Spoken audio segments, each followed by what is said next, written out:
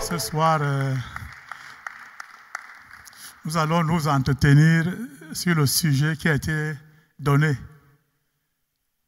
Nous n'avons pas le monopole de cette vérité, mais les Saintes Écritures nous diront.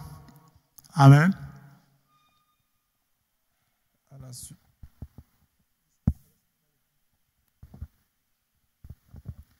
À la suite du leader, nous allons tout de suite vous présenter le travail de ce jour. Notre plan de travail se présente comme suit. Nous avons déjà fait la présentation du panel. Nous aurons l'introduction qui sera faite par le frère Marius Abega. Il y aura la définition des concepts qui sera toujours faite par le frère Marius. Il y aura le développement qui sera fait par le diacre et la conclusion qui sera faite par le leader angola. Sans plus tôt tarder, nous allons entrer dans l'introduction. Merci, mon diacre, de me passer la parole. Vous avez suivi tout à l'heure la thématique. Est-ce que les chrétiens perdent-ils leur salut à chaque fois qu'ils pêchent?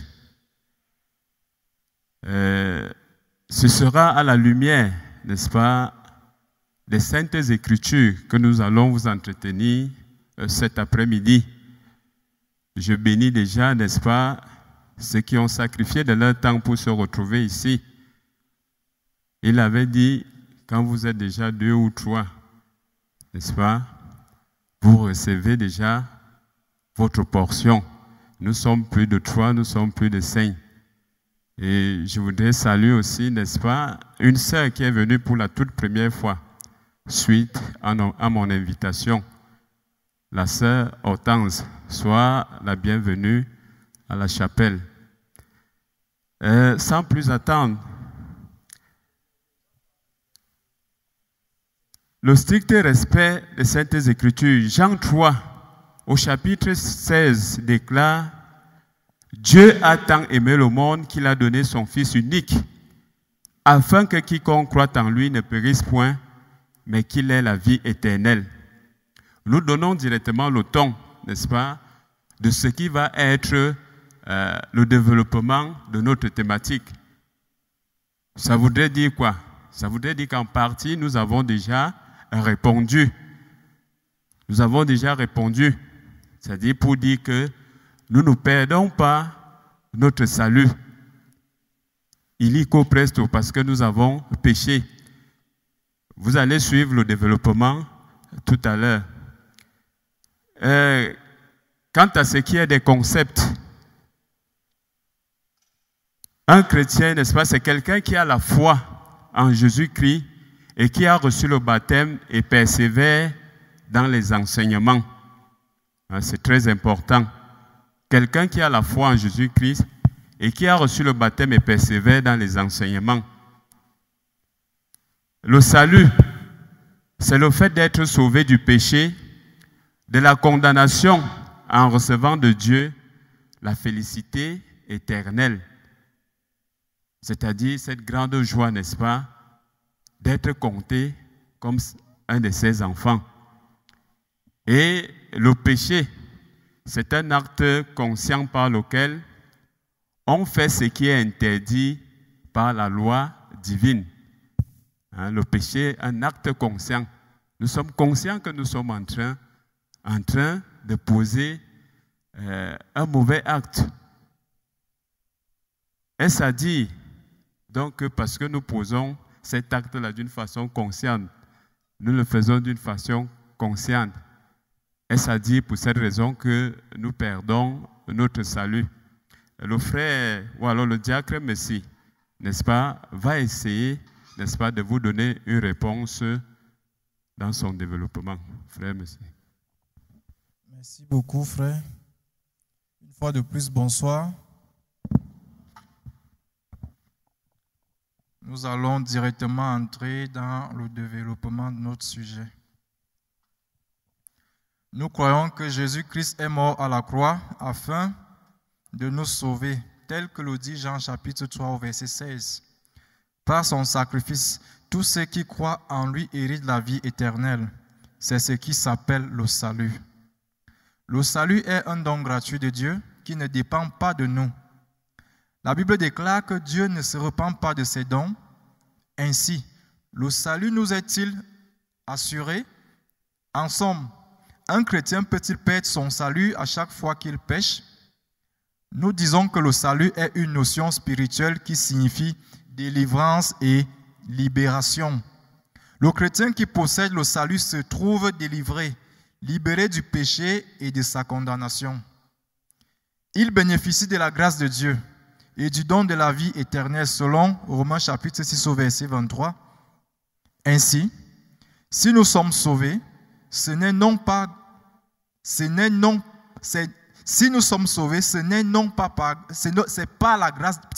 par la grâce de nos actes, mais grâce au Seigneur Jésus-Christ qui nous offre le salut, selon Tite chapitre 3 au verset 5.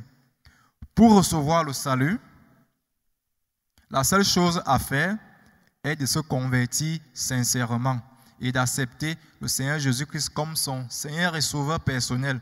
Nous pouvons lire ça dans Romains chapitre 10 au verset 9. Et cela est accordé aux véritables chrétiens qui ont réellement donné leur vie au Seigneur Jésus-Christ. Un véritable chrétien ne peut pas perdre son salut, car il ne mène pas une vie de péché. Et lorsqu'il pêche, il se repent de manière automatique. Par contre, quelqu'un qui se revendique chrétien, mais qui en réalité n'a rien d'un disciple, ne sera certainement pas sauvé. Les personnes qui se proclament chrétiennes, mais qui n'ont rien de Christ, ne pratiquent pas et n'obéissent pas à la parole de Dieu, sont de faux chrétiens. Ils ne sont jamais convertis et ils n'ont donc jamais reçu le salut. Nous pouvons donc répondre à la question de savoir, les chrétiens perdent-ils leur salut à chaque fois qu'ils pêchent? Nous disons non, parce que ce ne sont pas nos œuvres qui nous donnent le salut, mais la grâce de Dieu. Selon que la parole de Dieu dit, c'est par la grâce que vous êtes sauvés, par le moyen de la foi, et cela ne vient pas de vous, c'est le don de Dieu. Ce n'est point par les œuvres, afin que personne ne se glorifie. Nous pouvons voir ça dans le texte d'Éphésiens 2 à 8. Celui qui croit au Fils de Dieu a la vie éternelle. Et celui qui ne croit pas au Fils de Dieu n'aura point la vie éternelle, mais la colère de Dieu demeure sur lui. Nous pouvons lire ça dans Jean chapitre 3, verset 36. Toutefois, lorsqu'un chrétien pêche, il subit les conséquences du péché. Il ne peut pas perdre son salut. Le péché vient briser la relation personnelle entre Dieu et son enfant, si et seulement celui-ci ne se repent pas promptement après avoir péché. Que le Seigneur vous bénisse.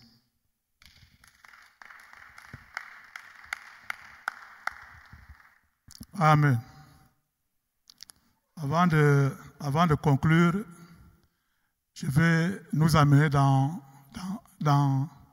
Jean 1, verset 12 à 13. Là où il est dit, là où il est écrit, à tous ceux qui l'ont reçu, à tous ceux qui croient en son nom. Voilà déjà deux mots clés. Croire et puis recevoir Jésus-Christ et croire.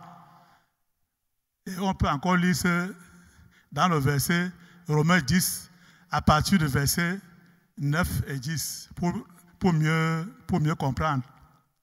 Là où il est écrit, si tu confesses le Seigneur Jésus, tu seras sauvé. Et si tu crois de ton cœur, le Seigneur Jésus, et si tu confesses de ta bouche que Dieu l'a ressuscité des morts, tu es sauvé. Le statut qu'on reçoit quand tu reçois Jésus-Christ comme Seigneur et Sauveur, c'est un statut éternel. C'est-à-dire que tu as ce pouvoir éternellement d'être enfant de Dieu. Je vais illustrer cela par les hommes. Si les hommes qui considèrent toujours que les gens sont présidents, même quand il n'est plus en fonction, on l'appelle toujours président. Quelqu'un n'est plus député, n'est plus maire, mais on continue de l'appeler honorable. On continue de l'appeler monsieur le maire. Il y en a, même mon petit frère qui m'a suivi. Si tu veux connaître qui il est, il faut dire, je veux voir monsieur le maire. Là, on vous conduit chez lui. Mais si vous donnez son nom, beaucoup de gens ne connaissent pas. Donc, c'est pour dire que le statut que nous recevons, on peut même en citer comme ça, là, plusieurs. Donc, tout à l'heure, on va vous amener dans tous ces versets pour que vous puissiez bien comprendre. Amen. Soyez bénis. Qu'est-ce que vous avez contre le leader des huissiers?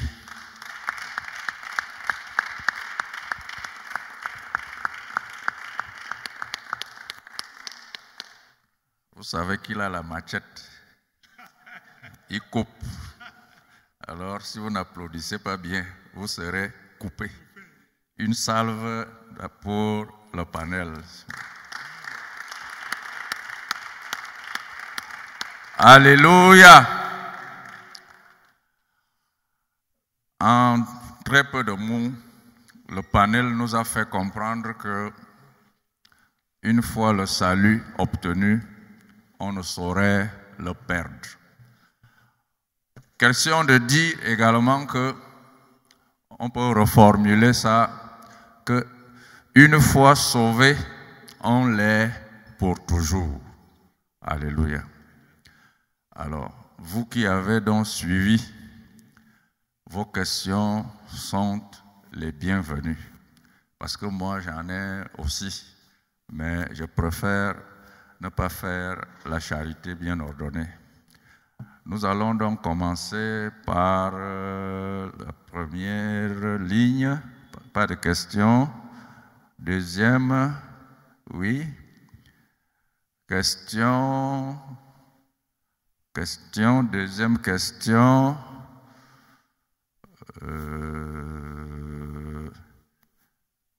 Pas de questions. Troisième question, moi-même. On commence par la sœur. Bonsoir, bien-aimé. Je remercie le panel pour son exposé. Mais moi, j'ai des zones d'ombre. Ils nous ont dit que une fois qu'on a déjà gagné le salut, on ne peut plus pécher. Le péché ne nous amène pas à perdre. Pas qu'on ne peut plus pécher. Non, laissez-moi. J'ai dit le péché ne nous fait pas perdre notre salut. C'est ce que vous nous avez dit. Bon, il est écrit en gros caractère là-bas que recherchez la paix avec tous et la sanctification sans laquelle personne ne verra Dieu. Je pense que la sanctification là nous parle de nos œuvres qui déplairent à Dieu. Du coup, ça nous parle des péchés. Et la Bible nous dit également que tous ont péché et se sont privés de la gloire de Dieu. Maintenant, est-ce que ce verset-là parle seulement des païens, ceux qui ne connaissent pas encore Jésus? Le verset de tous ont péché et se sont privés de la gloire de Dieu. Est-ce que c'est adressé uniquement à ceux qui ne connaissent pas encore Jésus, ceux qui ne sont pas encore en Jésus? Est-ce que c'est eux qui se sont privés de la gloire de Dieu? Ou alors, moi, en tant qu'enfant de Dieu, si je pêche aujourd'hui, mon péché va-t-il me priver de la gloire de Dieu ou pas? C'est ma première question. Je vais revenir. Je m'arrête là pour mieux formuler la deuxième.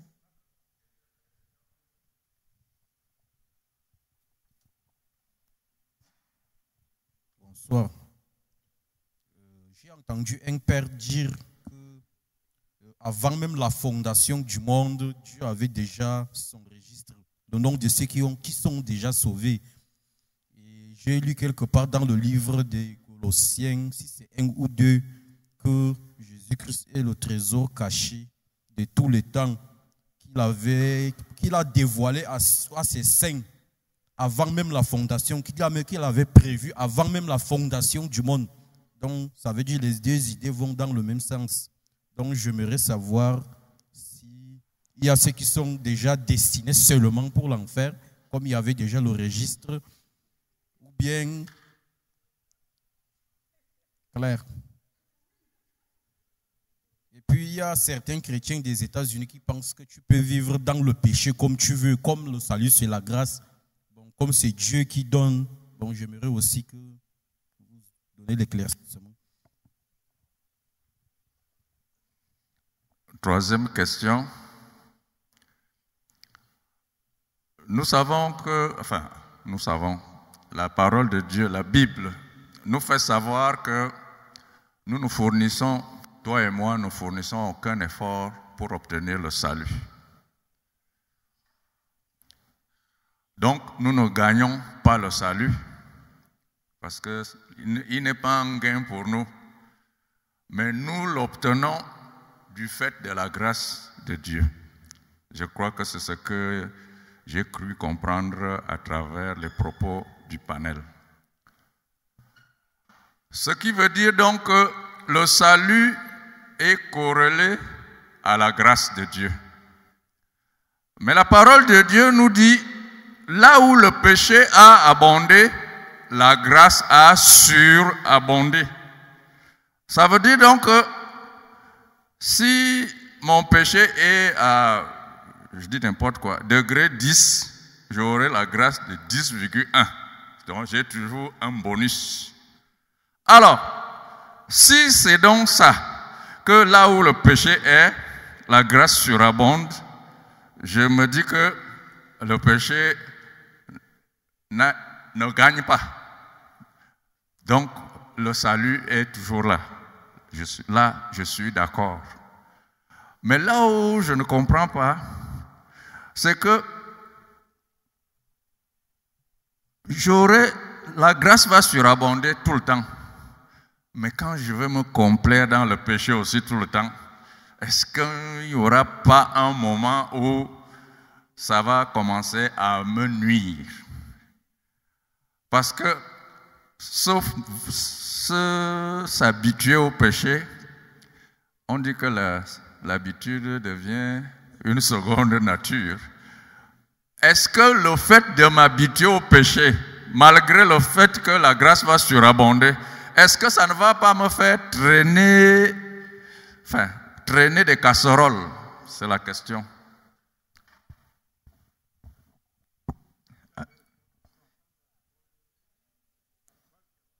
Alléluia. Nous rendons grâce à Dieu. Je vais d'abord essayer de répondre à l'ancien qui dit, s'il continue à se plaire dans le péché, est-ce que cela ne va pas causer d'ennui, si je peux formuler ça ainsi? Malgré le salut que vous aviez. Déjà, la Bible nous fait comprendre qu'il n'y a donc plus de condamnation pour tous ceux qui sont en Christ Jésus. Qu'est-ce que cela veut dire? Ici, il y a bien quelque chose qui est bien précisé. Il n'y a plus de condamnation pour tous ceux qui sont en Christ. Ça veut dire quoi? Lorsque tu donnes ta vie au Seigneur Jésus-Christ, en réalité, le péché n'a plus le pouvoir sur toi. Ça veut dire quoi? Un chrétien affermi, un chrétien né de nouveau, qui persévère dans les enseignements, acquiert d'abord cette garantie. Maintenant, s'il arrive qu'il tombe, il n'a qu'à se relever. Il n'a qu'à se relever. Puisque c'est comme, je vais prendre un exemple. Nous l'avons expliqué une fois ici. C'est comme un père et un fils. Le fils, ayant commis quelque chose qui n'est pas bien vis-à-vis de son père, va juste, qu'est-ce qu'il va faire? La relation entre son père et lui sera un peu pas bien. Mais il en demeure que le fils restera toujours le fils de son père. Automatiquement, qu'est-ce qu'il faut faire pour rétablir cette relation? L'enfant peut bouder, le père peut bouder, mais à un moment donné, lorsque l'enfant prendra conscience que non, vraiment j'ai mal fait, alors je dois retourner vers mon père. Et le père qui n'attend que ça va recevoir le fils à bras ouverts pour dire ceci: lorsque nous péchons, et si nous nous repentons immédiatement, lorsque nous péchons, il y a d'abord la conséquence. Ça vient mettre une barrière entre notre relation personnelle avec Dieu. Mais ça n'a rien à y voir avec le salut. Car le salut, on l'acquiert une et une seule fois. Je réponds déjà à la sœur. Le salut, on l'acquiert une et une seule fois. Le salut ne se donne pas deux fois, c'est une et une seule fois. Lorsque j'arrive, lorsque vous donnez votre vie au Seigneur Jésus-Christ, la Bible dit que votre nom est inscrit dans le livre de vie. Mais alors, si c'est Christ qui a inscrit votre nom dans le livre de vie, qui ira encore l'effacer? Maintenant, vous aviez dit, la parole de Dieu dit dans Hébreux 12, 14, recherchez la paix avec tous et la sanctification sans laquelle personne ne verra le Seigneur. Nous avons dit, vous avez dit, tous ont péché et sont privés de la gloire de Dieu. Alors, la Bible n'a pas dit certains. La Bible a dit tous, donc l'humanité tout entière, dès Adam. Nous qui venons, nous sommes des descendants d'Adam. Maintenant, il y a eu un plan de rédemption. Je peux dire un canevas qui est Jésus-Christ. Et qu'est-ce que les Écritures nous disent?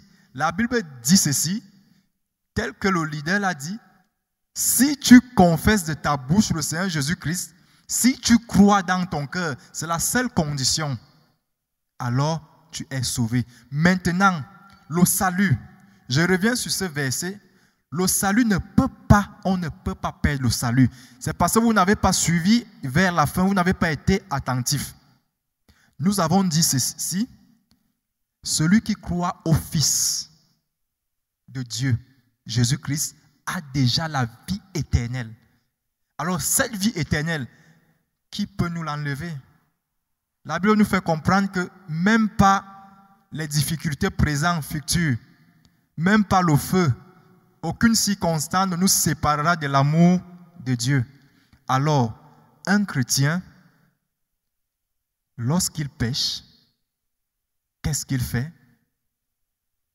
Il demande pardon à son Père et il se relève. La Bible dit, 7 fois le juste tombera et il se relèvera. Donc, rien ni personne ne peut nous ôter le salut que nous avons reçu gratuitement. Je ne sais pas si j'ai répondu aux deux préoccupations. Réponse. Je vais revenir. Répondez d'abord parce que là, je demanderai alors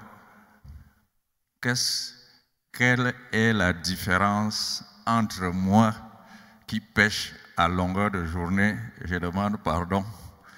Je vis nyangalement dans le monde, je viens demander pardon la nuit, Dieu me pardonne, j'ai le salut. Et celui qui est pieux, qui se sanctifie, est-ce qu'il n'y a pas d'injustice? Amen. Avant de répondre aux frères là-bas, moi je crois que notre présentation de ce soir a été claire. C'est quand tu confesses. Ça, je réponds aussi, ça c'est la même question que la sœur. Le statut que tu as d'avoir Jésus, c'est de l'avoir reçu, premièrement, et d'avoir cru en lui. Voilà les deux choses qu'il faut faire avant. Donc ici, les gens qui sont païens ne sont pas, ça ne regarde pas les païens. Ce passage ne regarde pas les païens, moi je vous dis. Parce que le païen n'a pas reçu Jésus-Christ. Il n'a pas confessé Jésus-Christ. Ça veut dire que ça ne les concerne pas. Ça concerne uniquement ceux-là qui ont reçu Jésus et qui croient en lui. Et c'est à eux que Jésus-Christ donne le pouvoir de devenir enfant de Dieu. Puisque avant de faire cet exercice, tu n'es pas encore un enfant de Dieu. Tu es une créature de Dieu. D'accord? Bon, pour le frère qui a posé la question là, moi je voulais déjà vous dire que c'est parce que l'homme a péché. Le plan B de Dieu était de sauver l'homme. C'est parce que l'homme a péché que Jésus-Christ est venu en mission. Quand il est venu en mission, c'était pour sauver l'homme qu'il a créé à son image et à sa ressemblance. C'est pourquoi Jésus-Christ est venu. Donc, moi je vais vous lire ce passage pour étayer un peu tout ce que je dis. Dans Colossiens 2, les versets 13, 14 et 15, il a dit quoi? Vous qui étiez morts par vos offenses, parce que la Bible dit que le salaire de la mort, le salaire du péché, c'est la mort. On a péché, automatiquement nous sommes morts. Vrai ou faux? Adam et Ève, ils sont morts. Pas morts d'une manière physique, mais d'une manière spirituelle. Alors, vous qui étiez morts par vos offenses, par vos péchés, et par l'inconcision de votre chair, il vous a rendu à la vie avec lui. Ça veut dire que quand il est sorti de là où il est parti vaincre le diable sur la terre, il est revenu à la vie. Quand il revient à la vie, c'est avec toi, mon frère. C'est avec toi que Jésus-Christ est revenu à la vie, comme il est dit ici. En nous faisant grâce par toutes nos offenses. La grâce ici, là, que nous avons reçue, on dit que la grâce, c'est que tu n'as pas mérité. Tu as péché, tu vas mourir, n'est-ce pas? Mais Jésus-Christ a dit, tu ne meurs plus. C'est la grâce que tu as reçue. Quand tu l'as reçue et quand tu l'as cru, en confessant, comme on appelle les gens devant ici, venez confesser le Seigneur Jésus-Christ. C'est ça. C'est ça. Quand tu as déjà fait ça, c'est que tu as déjà eu la grâce de Dieu d'être sauvé. Verset 14. Il a effacé l'acte dont les ordonnances nous condamnaient. Devant le tribunal, quand l'avocat va te défendre, est-ce que c'est parce que tu as raison? Même si tu as tué quelqu'un, l'avocat est là pour te défendre. Il va dire au juge, mais monsieur le juge, voyez vous-même la personne, est-ce que vous êtes sûr que celui-ci peut tuer quelqu'un? Même une mouche, il peut tuer. Il va vous défendre, non? C'est ça ici. L'acte qui nous condamnait, dont la mort, parce qu'on a péché, il a effacé. Quand on efface quelque chose, est-ce que ça revient encore? Moi, je sais que effacer, ça veut dire que ce qui existait n'existait plus. Effacer, c'est ça. Il a effacé l'acte dont les ordonnances nous condamnaient et qui subsistait contre nous. Ce péché subsistait avant que Jésus-Christ n'arrive. Ce péché subsistait sur nous.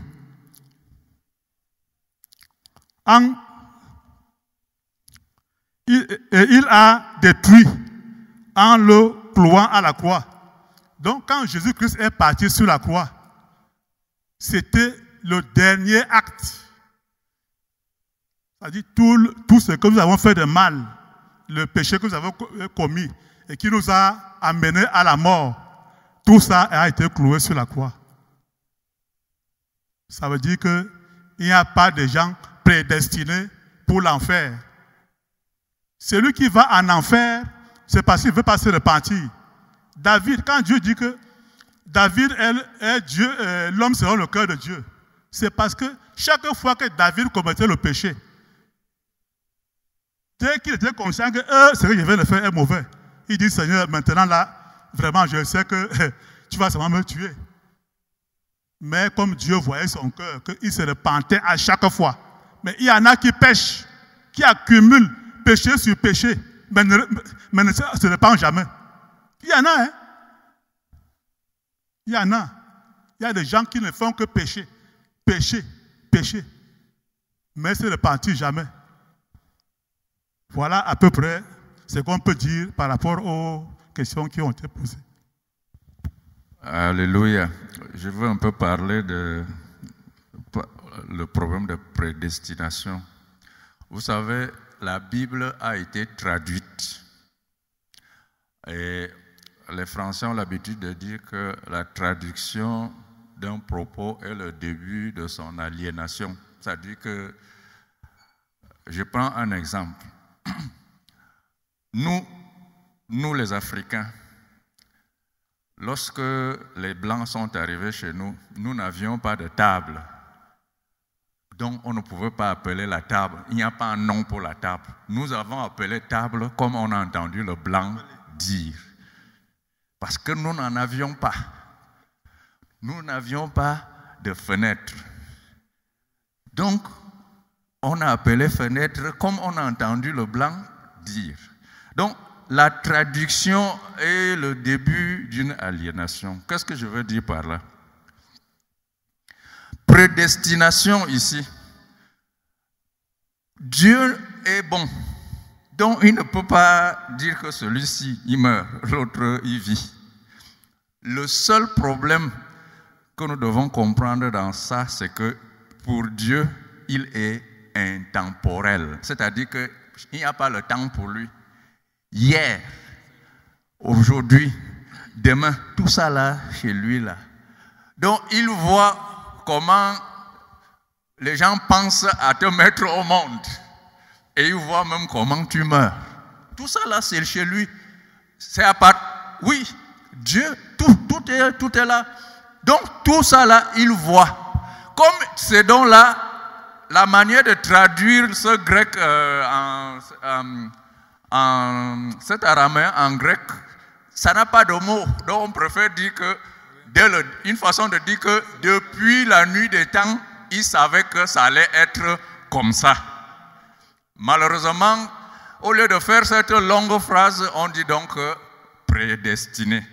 Mais ce n'est pas de son fait, c'est parce qu'il sait, il voit tous comment ça se passe. On appelle les deux jumeaux. Les jumeaux là. Non, Esaïe et l'autre. Jacob, oui, c'est la même chose. Comme il les a vus, il a vu comment Jacob allait être et comment Ésaü allait être. Et dès le départ, la Bible nous parle toujours qu'il a haï. Vous voyez, tout ça c'est aussi la traduction. Comment Dieu peut haïr? Hein? Comment est-ce que Dieu peut haïr? Donc, vous comprenez que comme tout ça là, chez lui, ça se voit, c'est comme les cartes. Il voit toutes les 52 cartes, donc aucune n'est joker, ni ainsi de suite. Enfin, j'ai essayé d'expliquer que Dieu est intemporel. Il n'a pas hier, il n'a pas aujourd'hui, il n'a pas demain. Tout ça là, c'est étalé. Donc, autant pour toi et moi qui avons hier et les ancêtres et autres, et pour les générations futures, tout ça là, pour lui, il sait déjà. C'est d'ailleurs pour ça que Jésus-Christ a dit que nul ne sait, sauf lui. Jésus-Christ dit qu'il n'y a que le Père qui sait le jour, oui, et l'heure. Personne d'autre. Parce que tout ça pour lui, c'est là. Comme je regarde ici là, bon, moi je ne sais pas, j'imagine que Dieu a peut-être 1000 yeux. Bref, c'est pour faire comprendre que rien ne lui échappe. À tout moment, il peut. Mais maintenant, vous n'avez pas répondu à ma question.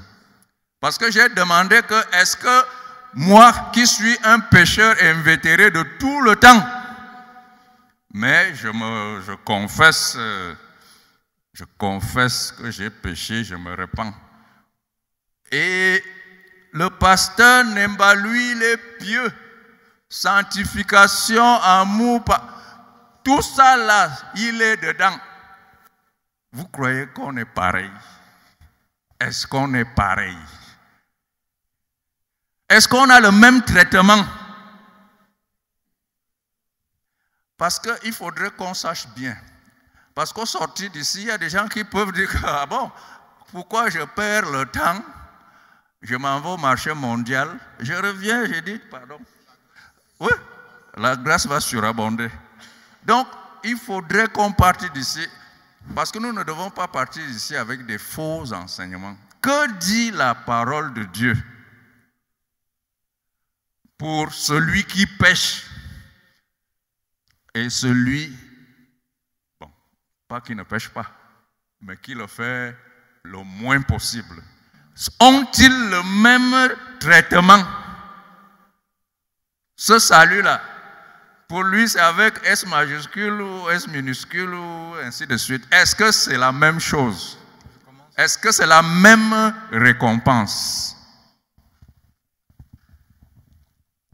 Amen. Je vais répondre particulièrement aux plus jeunes. Moi, je crois que quand la Bible dit que tous ont péché, il n'a pas cité ici que c'est les païens seulement qui pêchent, que les chrétiens ne pêchent pas. Ce n'est pas spécifié quelque part.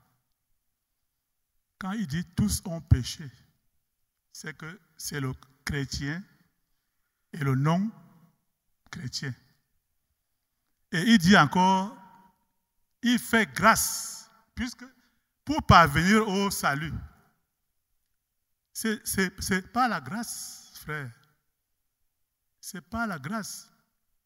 Ce n'est pas par les œuvres que parce que l'autre pêche moins ou l'autre pêche plus. Il est écrit que si tu pêches, ça dit que contre une loi, tu es coupable de toute la loi. La Bible dit ça. Donc ça veut dire que toi qui es dans ton abondance du péché, et celui qui pêche une fois, c'est la même chose. Il n'y a aucune différence, il n'y a aucun traitement particulier à donner à tel ou bien à tel. C'est la même grâce que vous recevez, vous deux, pour être sauvés. C'est la même grâce. Il n'y a pas de grâce, comment je peux dire, une grâce par rapport à un péché ou bien par rapport à plusieurs péchés. Ok, nous savons tous que c'est par la grâce que seulement par la grâce que nous sommes pardonnés. Bon, voilà une histoire américaine. Un monsieur qui est tueur en série vient de tuer 50 personnes. Il est condamné à 150 ans d'emprisonnement. Et après 20 ans ou 25 ans, on doit le mettre sur la chaise électrique. Dernière recommandation avant de mourir, tu dois toujours demander quelque chose. Si tu veux voir quelqu'un, ou si tu veux fumer une cigarette, ou manger un beignet, ou bien s'il y a une petite que tu aimais beaucoup, tu dois la voir. Lui, il dit qu'il veut un prêtre, parce qu'il veut se confesser et se convertir à Dieu. Parole du tueur, que Dieu me pardonne. J'ai tué les hommes, j'ai été mauvais, et que Dieu me pardonne, et que comme je vais partir là, que sa grâce soit avec moi. Moi, je suis un peu choqué. Donc, je vais mettre la bombe à Yaoundé, et puis je peux demander pardon. Bon, c'est juste une parenthèse pour demander, est-ce que ce monsieur sera gracié devant Dieu? Est-ce qu'il va hériter du salut? Puisqu'il n'a pas vécu une vie chrétienne, même étant emprisonné. D'où je disais que ça va dans le même sens que le frère. Il n'a pas vécu une vie pieuse, même étant en prison. Là, maintenant, on veut déjà le mettre sur la chaise électrique dans quelques minutes, dans 30 minutes. Il dit qu'il demande la grâce divine. Est-ce qu'il sera gracié? Est-ce qu'il aura le salut? Merci pour toutes ces préoccupations et mes encouragements au panel. Le salut, quand Dieu dit une chose et qu'il l'a accompli, c'est un don et ça ne souffre pas de changement. Bon, à la question de savoir, si je termine par, je commence par la préoccupation de mon frère d'à côté. Ce brigand, celui qui a passé toute sa vie à faire du mal, à tuer, soit même si c'était 150 personnes, est-ce qu'il dépasse le brigand à la croix? Il nous est relaté dans les évangiles, quand on crucifiait Jésus, il était crucifié le même jour avec 2 brigands. On appelle brigands, ça veut dire qu'ils ont passé toute leur vie dans le brigandage, si le mot existe. Voilà. Mais, à la fin, même étant crucifiés, avant d'expirer, avant de rendre l'âme, comme ils étaient foncièrement brigands, il y a un qui a continué à se moquer de Jésus, l'innocent, qui était au milieu. Il dit, mais alors qu'il souffre et que dans quelques minutes, lui-même va expirer, il a fallu que le brigand de l'autre côté reprenne, dit que, mais quand même, pourquoi tu reproches ce dernier n'a rien fait comme nous qui méritons la mort? Rien que le simple fait d'avoir défendu Jésus, cela a servi de confession. Comme j'ai entendu dire là, que si tu confesses de ta bouche et si tu crois dans ton cœur que Dieu l'a ressuscité des morts, tu seras sauvé. Rien que le simple fait qu'il a confessé que Jésus était innocent, ça a redonné un peu, ça a calmé l'autre qui continuait à se moquer de Christ. Et la suite est que il a demandé à Christ, vraiment, pense à nous quand tu seras au paradis. Et Jésus a dit que cette nuit même, avant que je ne descende aux enfers et aller prêcher là-bas, je m'en vais d'abord escorter pour le paradis. Je vais te laisser là-bas. Cela veut dire, pour continuer avec la préoccupation de Papa Fries, le salut ne se perd pas. Même quand on a passé toute une vie à pécher, comme quelqu'un a dit, la maladie de l'épilepsie, chaque fois. Mais à la fin, il y aura une distinction. Et c'est la distinction là que je trouve dans le livre de Daniel, Daniel chapitre 12. Si vous pouvez lire à partir du 2e verset. Plusieurs de ceux qui dorment dans la poussière de la terre se réveilleront, les uns pour la vie éternelle et les autres pour l'opprobre, pour une honte éternelle. Quand on continue, le verset 3, ceux qui auront été intelligents brilleront comme la splendeur du ciel, et ceux qui auront enseigné la justice à la multitude brilleront comme les étoiles et à toujours et à perpétuité. Si je m'arrête là, cela veut dire, d'un côté, il y a ceux qui n'ont jamais confessé Christ. Mais de l'autre côté, il y en a des sauvés, même de la dernière minute. Mais sauf que certains seront sauvés comme au travers du feu, comme quelqu'un qui a échappé au feu. Ils vont être au paradis, au ciel, mais sans aucune couronne. Mais le passage que je venais de lire dit que ceux qui ont passé leur vie. Même la piété ne veut pas dire qu'on est innocent, qu'on n'a jamais fait quelque chose de mal. Même la justice. Un juste, c'est quelqu'un qui reconnaît chaque fois quand il fait mal. Bon, maintenant, on les classe. Ceux qui auront enseigné la justice à la multitude.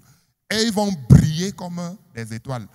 C'est comme tout le monde peut être policier, mais il y a les grades. Il y a les gardiens de la paix. Et il y a les commissaires. Quand il y a quelque chose, ceux qui donnent des ordres, c'est les gradés. Donc, il y a beaucoup de riz qui seront au front, qu'il y a les balles perdues, ça les attrape d'abord, ça donne l'occasion aux autres. Ça fait que même au ciel, il y en a qui seront là, qui vont manger les feuilles quand j'ai déjà choisi les bons morceaux. C'est-à-dire que ce n'est pas tout le monde qui sera au sein d'Abraham et de Jésus pour lui dire que vraiment, toi, ton histoire à 30 ans là, moi également, en tant que ton imitateur, j'ai fait telle chose à 30 ans. Si tu as un témoignage vivant comme ça, tu ne seras pas derrière dans la foule ou comme dans un stade, tu es spectateur, mais tu seras à la tribune d'honneur avec les meilleurs stars. Tu vas parler à Abraham. Tu dis que, grand frère Abraham, vraiment, tu étais fort. Mais moi qui viens après là, j'ai été seulement meilleur par la grâce de Dieu. Il y aura donc une distinction. Tous ne seront de la même manière. Est-ce qu'on peut applaudir pour l'intervention C'est de ça. La Bible dit que dans la maison de l'Éternel, il y a plusieurs demeures. Il y aura les gens qui seront dans les dépendances. Il y en a qui seront dans le salon d'honneur. Alléluia. Pour revenir aux brigands. Mais qu'est-ce qu'on a dit? On a dit qu'on doit confesser Jésus-Christ comme le Seigneur et Sauveur. Mais est-ce que vous ne voyez pas que ce brigand a confessé?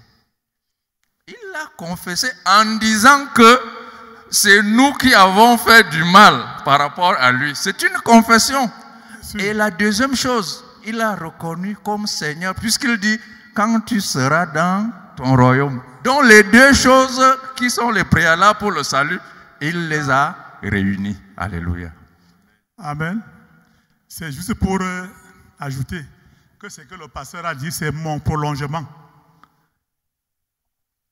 Là-bas, là c'est déjà quand tu es sauvé, qu'il y a maintenant la distinction où certains seront ceci et d'autres comme ça.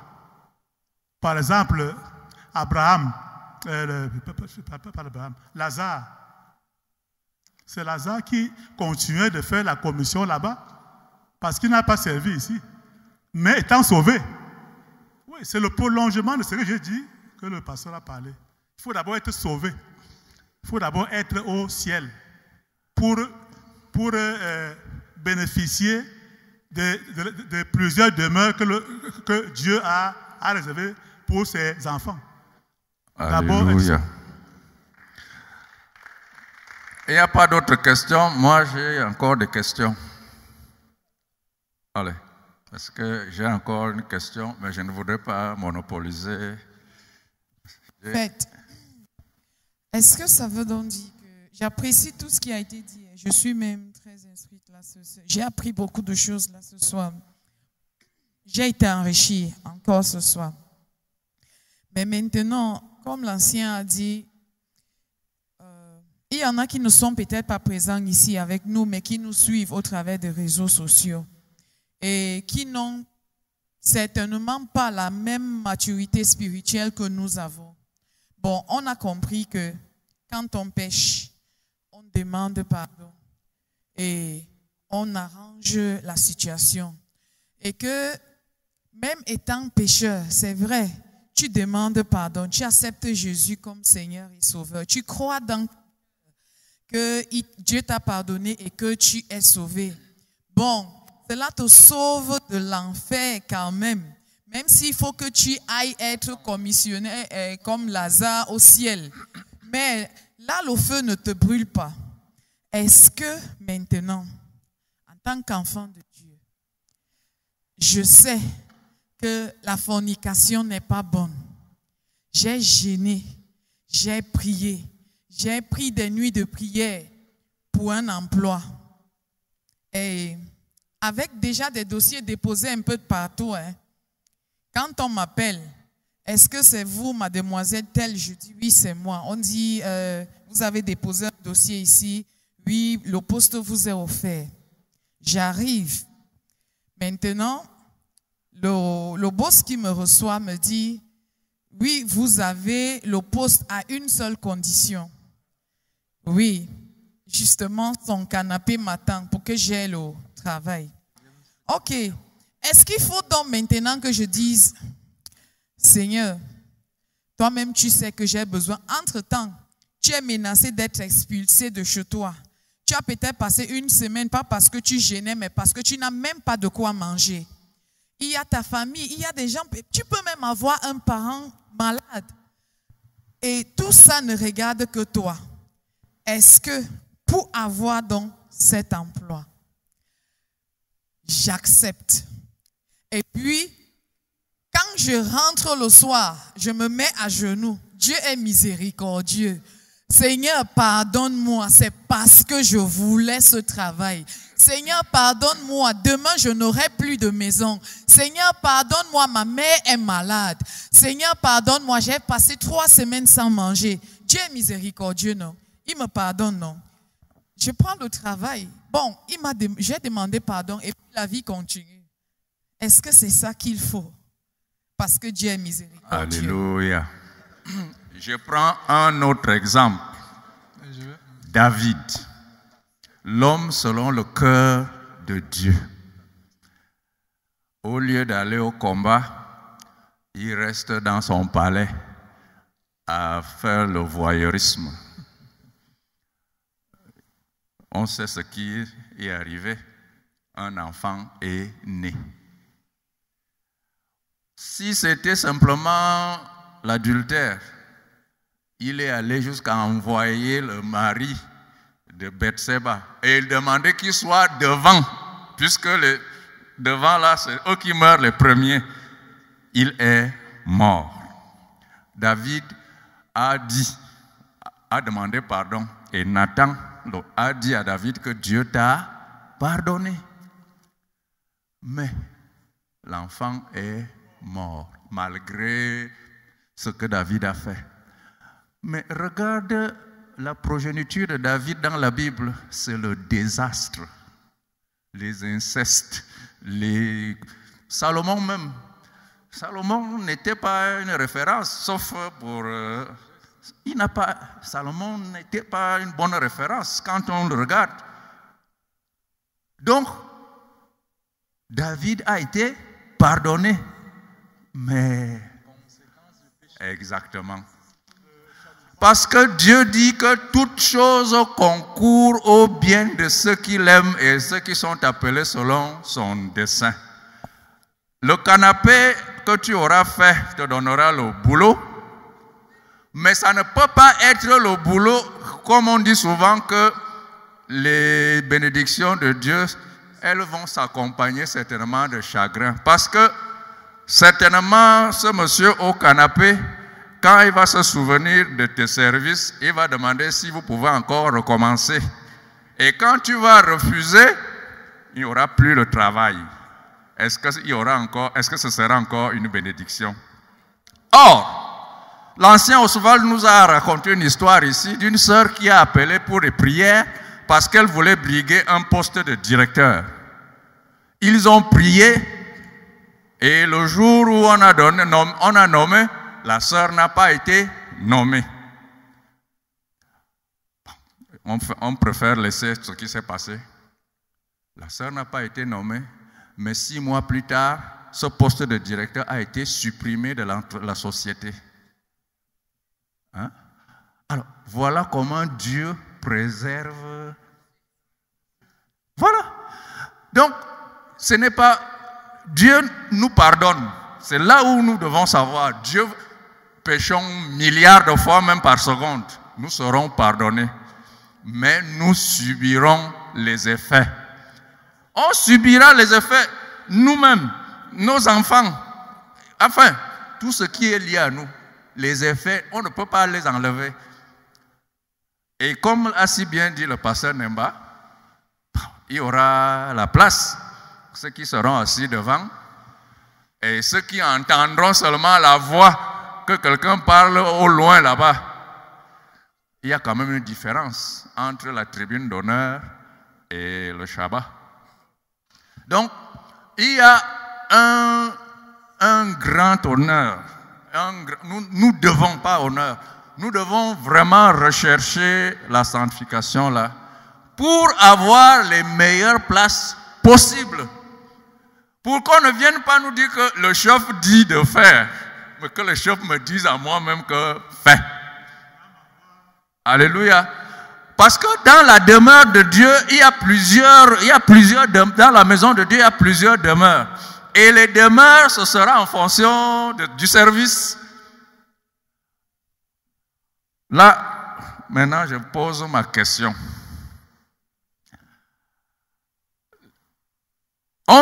La Bible dit, c'est Jésus qui dit, ce que Dieu lui a confié, personne ne pourra les enlever de sa main. N'est-ce pas? Mais alors, ma question est de savoir, personne, ça dit que j'ai le micro dans la main, personne ne peut venir me l'enlever. Mais moi-même, je peux alors le poser. Est-ce que quelqu'un, par ses péchés, ne peut pas dire que, bon, moi, l'affaire là, je ne suis plus là? Ça dit que dans la main de Dieu, personne, quand Jésus-Christ dit personne, c'est le malin et les siens. Mais les personnes qui sont dans la main de Jésus-Christ, il y en a, moi je pense qu'il y en a qui peuvent dire que moi je quitte la main là. Oui. Pourquoi je le dis? Je le dis parce que la Bible dit, demeurez en moi et je demeurerai en vous. Donc si je ne demeure pas en lui, ça veut dire que je quitte sa main. Je vais m'expliquer. Je pêche. Je vais entrer dans le péché avec. Je commence par petit péché, petit P. Après, je demande pardon, vraiment repentance. Mais je prends goût. Je pêche encore. Je pêchais. Ce péché-là, je le faisais même une fois par semaine. Après, j'accélère. 2 fois par semaine. Après même 2 fois par jour. 10 fois par jour. Je commence à être endurci dans le péché. Même mon repentir est un repentir factice. Parce que ça devient le rituel. Dieu, je ne suis vraiment plus dans la main de Dieu. Donc moi-même, j'ai quitté la main de Dieu. Ce n'est pas que quelqu'un m'a arraché de la main de Jésus. Alors je voudrais savoir, est-ce que vous avez évoqué cette éventualité-là? Parce qu'il y a des gens eux-mêmes, et le verset que vous avez cité corrobore mon propos en disant que j'ai perdu le fil des idées. C'est-à-dire que quitter la main de Dieu, la vieillesse, c'est mauvais.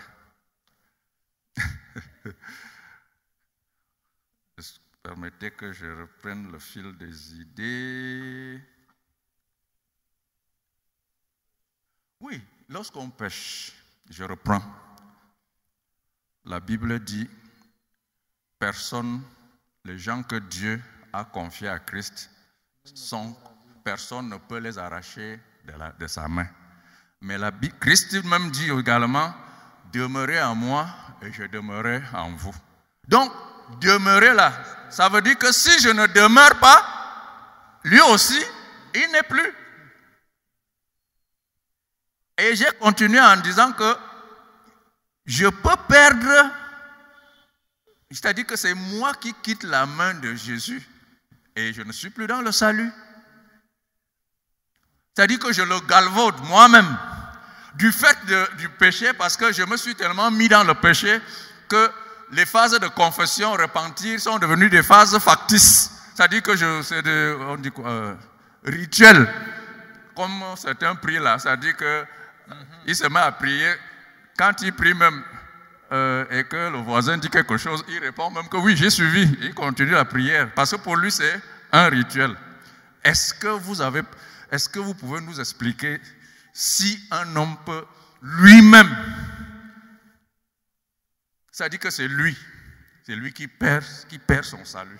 Ça veut dire que c'est lui qui choisit de se soustraire à travers ces deux versets.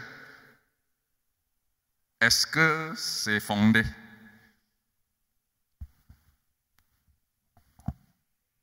Alléluia. Déjà, la Bible dit, je mets devant toi, Dieu dit, je mets devant toi la vie et la mort, la malédiction et la bénédiction. Mais Dieu nous conseille de choisir toujours la vie, premièrement. Ensuite, nous allons lire dans Matthieu chapitre 12, au verset 31. La Bible déclare, c'est pourquoi je vous dis, tout péché et tout blasphème sera pardonné aux hommes, mais le blasphème contre l'Esprit ne sera point pardonné. J'explique. Lorsque quelqu'un, la Bible dit, nul ne peut ravir ce que j'ai mis dans ma main. Maintenant, qu'est-ce qui peut faire en sorte que quelqu'un puisse se détacher de la main de l'Éternel? C'est le péché. Et ce péché même, nous avons expliqué que lorsqu'un enfant de Dieu pêche et il se repent, il a le salut. Il remet la communion entre son Père et lui. Maintenant, est-ce que quelqu'un peut partir et dire, bon, moi je change de camp? Si quelqu'un dit qu'il change de camp, c'est possible. C'est possible que quelqu'un puisse dire que, bon, je change de camp, parce qu'il y en a qui blasphèment contre le Saint-Esprit. Et pourquoi quelqu'un va donc dire qu'il ne peut plus être dans la main du Seigneur? C'est si et seulement il blasphème contre le Saint-Esprit. Or, nous savons que tout péché est pardonné aux hommes.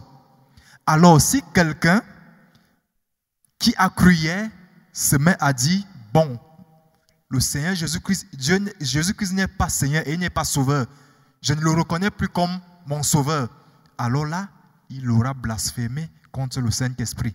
Mais, si parce qu'il pêche, comme vous aviez dit, il fait un petit péché aujourd'hui, il accélère, je vais vous dire une chose, tout péché devant Dieu est égal. Il n'y a pas de petit péché, il n'y a pas de grand péché. Celui qui vole un œuf est coupable de vol. Celui qui tue est coupable de meurtre. Tout ça, la Bible appelle ça le péché.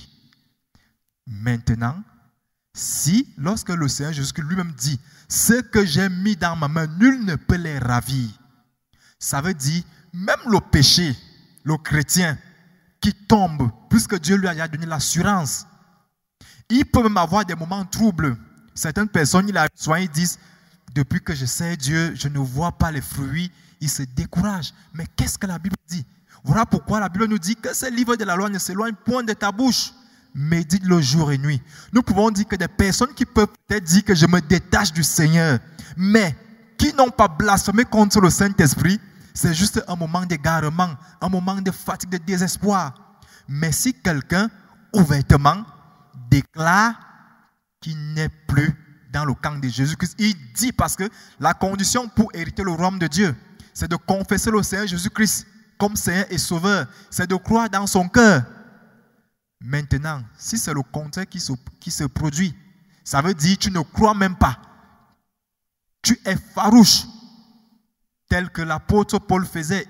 Tu mènes un combat farouche. Tu estimes que le Seigneur Jésus-Christ n'est pas Seigneur et il n'est pas Sauveur. alors là, tu es en train de blasphémer contre l'esprit. Et c'est là où la Bible dit, seul ce péché-là ne sera point pardonné aux hommes, ni dans ce siècle, ni dans le siècle à venir.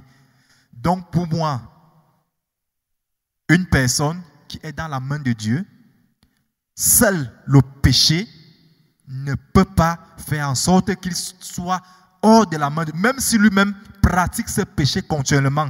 Mais si il pratique, il tombe, tel que les Écritures disent, le juste tombera cette fois et se relèvera. Alors, si et seulement si il se relève, il ne sera pas ravi de la main. Mais il peut être ravi de la main de l'Éternel s'il blasphème contre l'Esprit. C'est le seul péché qui peut même faire en sorte qu'on soit ravi de la main de l'Éternel, le blasphème contre le Saint-Esprit. Alléluia. Mais il y a une question au fond.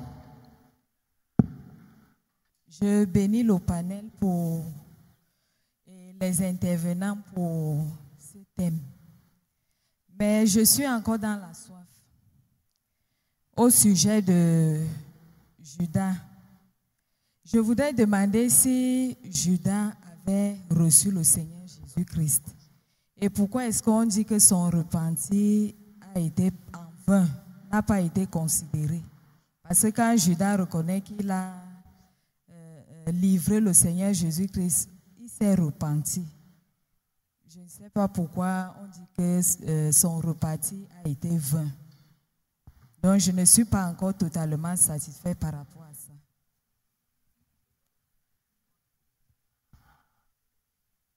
Une autre question. Ah, il y a aussi au fond là-bas. Ok. Je vais commencer par dire à la sœur que Dieu a dit, j'honore ceux qui m'honorent. C'est un défi pour lui, il se souviendra de toi. Donc l'affaire de dire, d'accepter le canapé là, ça n'a. Et en plus, je vais donner le deuxième exemple d'un péché contre le Saint-Esprit. Souvent, il y a des pasteurs qui guérissent réellement par la puissance du Saint-Esprit.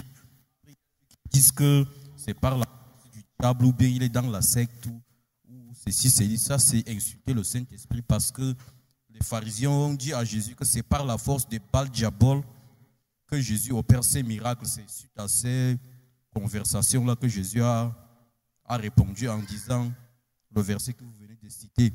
Aussi concernant Judas Iscariote, ça a été prophétisé depuis Jérémie, depuis Psaume. Ça veut dire que ça devait automatiquement l'arriver. Inévitable. Quand je suis coincé, aidez-moi. Bon. Je ne suis pas d'accord. Si Jonas veut se repentir, pourquoi il se pend? Judas, s'il se pend, ça veut dire que lui-même comprend que ce que je fais là, je n'ai rien fait. C'est pour ça qu'on dit que ça a été vain. Vous comprenez? Si je me repens, ça veut dire que je tombe. Je me relève pour marcher encore. Est-ce que je vais tomber après, je reste couché? Il se repent. Ok. Après, il prend la corde, il se pend. Ça veut dire quoi? Ok. C'est pour ça que c'est vain. Enfin.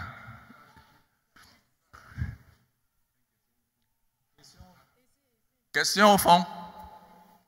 Oui, bonsoir, la chapelle. Moi, c'est le frère Tanguy. Et je soutiens, parce que je témoigne aussi. Dans ma vie, ça m'est arrivé, comme ça m'arrive aujourd'hui. Donc, voilà pourquoi je soutiens la parole du jeune diable qui vient de dire, parfois on pêche. Et il suffit seulement d'avoir quelqu'un qui parvient à nous dire de se relever, de revenir vers le Seigneur. Moi, ça m'est arrivé comme mon frère. On parle de ça hier. Il m'a dit, allons un peu à la chapelle, là, tu entends un peu, peut-être ça peut t'aider dans ta situation. J'ai dit merci. Merci au Seigneur.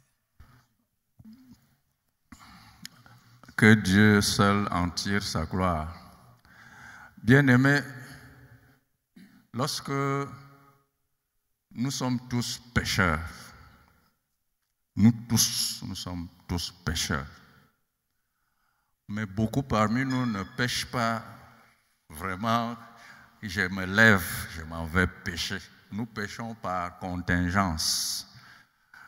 Un peu comme on est habillé tout de blanc, mais par hasard, des porcs passent dans un camion et nous éclaboussent. Il n'y a rien à faire. Il n'y a absolument rien à faire. Et la parole de Dieu dit que Dieu est fidèle et juste pour nous pardonner nos péchés et nous purifier de nos iniquités. Mais, condition, les confesser et se repentir.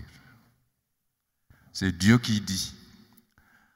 Le pasteur nous a dit ici que, et c'est moi qui paraphrase, prenons la Bible comme une constitution et nous comme des gens qui décrètent.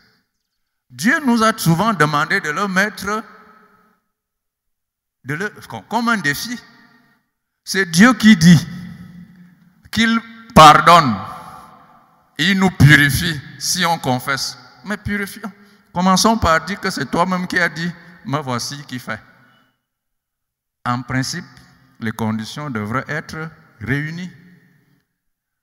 J'ai l'habitude de dire ici à l'étude biblique que le chef de l'État, quand il prend un décret, il dit, on met toujours vu la Constitution et vu les lois.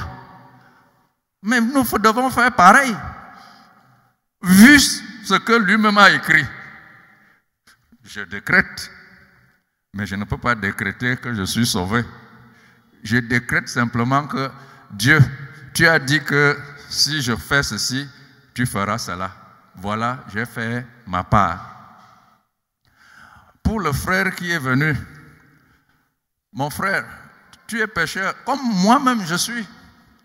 La seule différence peut-être, c'est que chacun a sa façon peut-être de confesser ou de se repentir, je ne sais pas. Mais Dieu nous demande de nous confesser nos péchés et de nous repentir. Jésus-Christ est allé jusqu'à répondre à Pierre que combien de fois je vais pardonner. Il lui dit même pas 7 seulement, c'est 7 fois 77. Bon, c'est une façon, c'est une image. Qui parmi nous va prendre un cahier? Il met les numéros parce que 7 fois 77, ça va être dans les près de 500. Numéro 1, j'ai à l'autre, numéro 2, jusqu'à. C'est pour dire que, comme la Bible n'est pas mathématique pour parler d'infini, c'est pour dire que Dieu nous pardonnera autant de fois que nous pécherons. Mais la même chose, toi aussi. Parce que là, c'est ce que vous oubliez. En priant, qu'est-ce qu'on dit? Pardonne-nous nos offenses comme nous pardonnons à ceux qui nous ont offensés. Alors, question, est-ce que tu pardonnes? Parce que c'est ça. On peut ne pas être pardonné parce qu'on n'a pas pardonné. Tout comme on peut être pardonné parce qu'on a aussi pardonné. Alléluia. Ce qui sort de nos bouches, par nos bouches, nous serons justifiés ou condamnés. Alléluia. La mort et la vie sont au pouvoir de la langue. Alléluia. Je voulais un peu ajouter pour le frère là. Judas déjà, comme Papa vous disait là, si on peut parler de que c'était prédestiné, Dieu même, la Bible, la parole de Dieu avait déjà dit, il est bon, le Fils de l'homme sera trahi. Mais malheur par qui cela arrive. Donc vous voyez qu'à ce niveau-là, on ne peut rien expliquer. C'est Dieu qui avait décrété comme ça. Et c'est comme ça. Vu là, tant, Dieu l'avait déjà mis. Et le sort était tombé sur Judas. Donc. J'ai à donner aussi une argumentation à propos. Ce n'est pas parce que Dieu l'a dit seulement qu'il était contraint de le faire. Christ dans son agonie, il parlait encore à ses disciples. Il dit que vraiment Jésus, mon âme est triste, disant même que quelqu'un parmi vous va me trahir. Les uns et les autres ont commencé à se dire, Seigneur, est-ce moi? Seigneur, est-ce moi? Il est même allé jusqu'à dire, c'est lui qui met la main comme ça. Jusque-là, Judas était là. Il n'a même pas bronché. Mais en fait, une chose que dans mes méditations, j'ai compris que Judas, ayant passé tous les 3 ans avec Jésus, et savait que Jésus était l'homme miracle, qu'il pouvait toujours rebondir, même de la situation la plus cruelle. C'est ce qu'il pensait. Et ça évoque un peu la magie et autres. Il croyait que Jésus devait déjouer et tout. Par incrédulité d'abord. Maintenant, quand il s'est retrouvé, il a même été dit que c'est pour 30 pièces. Jésus lui pose la question. C'est pour 30 pièces que tu livres ton maître. Jusque-là, il n'ouvre pas la bouche pour avouer et avoir le remords pour tomber. C'est quand il voit que Jésus, on l'a crucifié effectivement et qu'il est mort. On l'a mis dans le tombeau. Il dit que non, ça vaut la peine que moi aussi, avant que les gens ne restent me juger, même les autres disciples risquent de me juger. Ça vaut la peine que je me pende. Or, ceux qui avaient régné Christ, comme Pierre, disant même qu'ils ne le connaissent pas, mais le disant en tant qu'humain, ne se sont pas donné de la mort. Et c'est après la résurrection de Christ que quand il part apparaître aux disciples, il lui rappelle, il dit, Pierre, m'aimes-tu comme plus que tous les autres? Rappelant à Pierre ce qu'il avait l'habitude de dire. Il n'a même pas rappelé le péché de Pierre. Mais on dit qu'il a fondu, il a pleuré amèrement. Il a pleuré amèrement. Une manière de dire qu'il se reconnaissait déjà coupable. Et à cause de ça, Jésus pouvait maintenant le remonter et dire même que c'est toi qui vas me représenter après que je serai monté au ciel. Donc, je ne crois pas que Judas s'était repenti. Ce n'est écrit nulle part. Il s'est repenti. On peut dire qu'il a éprouvé un remords. Un remords n'est pas la repentance. Mais la Bible même dit que le diable, Judas a laissé le diable entrer en lui. Ça veut dire donc que si Judas a laissé le diable entrer en lui, les autres n'ont pas laissé. On dit généralement quoi? Ne prête pas ton flanc. Parce que quand tu prêtes ton flanc, on y met la lance. Donc, c'est Judas qui a laissé le diable entrer en lui. Parce qu'on ne dit pas que le diable est entré en Judas. On dit Judas a laissé le diable entrer en lui. Et patatras, comme dit. Veuillez applaudir pour le panel.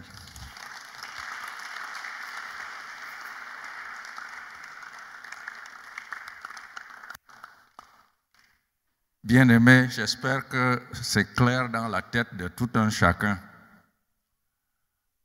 Parce que, comme dit la parole de Dieu, mon peuple périt parce qu'il lui a manqué la connaissance. Maintenant que nous ressortons d'ici, nous devons savoir beaucoup de choses qui nous arrivent, surtout en mal. C'est parce que nous ne savons pas qui nous sommes en réalité.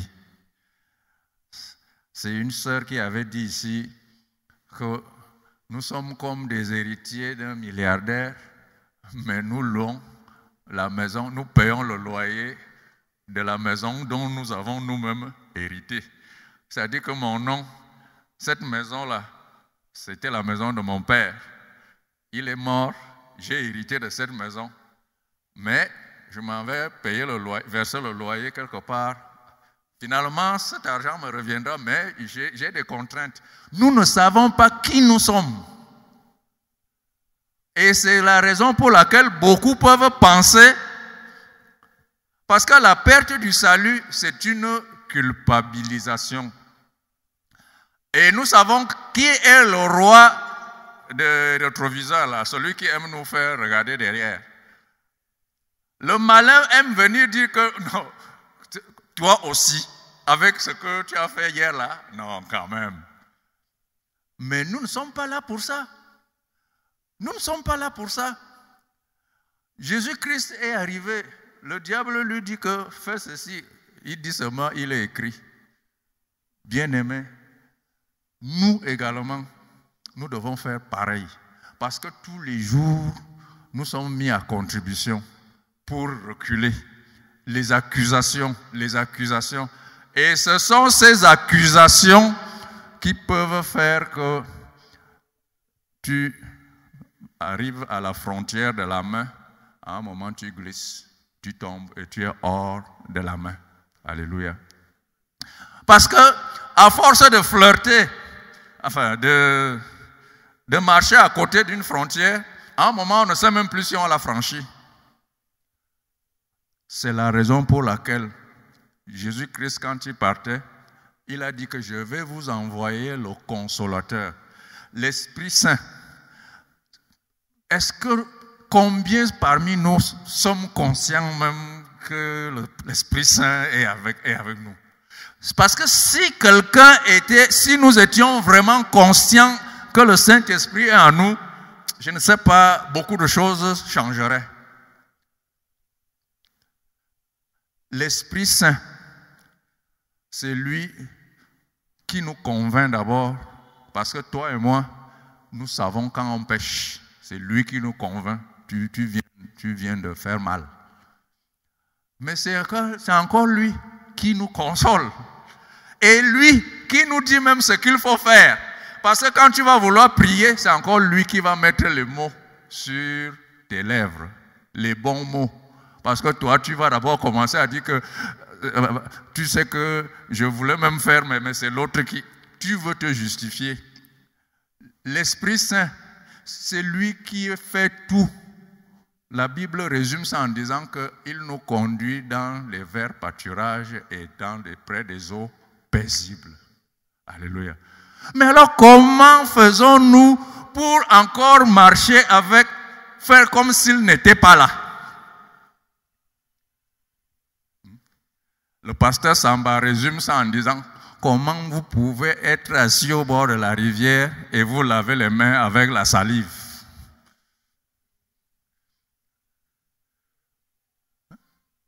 Voilà des gens qui ont les mains sales. Ils sont assis au bord du fleuve Sanaga. Mais ils veulent laver ses mains. Ils se mettent à cracher. Le fleuve coule. Il peut même laver les mains de tous les Camerounais. Ça veut dire qu'il n'est pas conscient de ce que est ce ruisseau. Alléluia. J'espère que ce soir, beaucoup parmi nous prendront conscience de ce qu'est le Saint-Esprit en chacun d'entre nous. Que Dieu nous bénisse.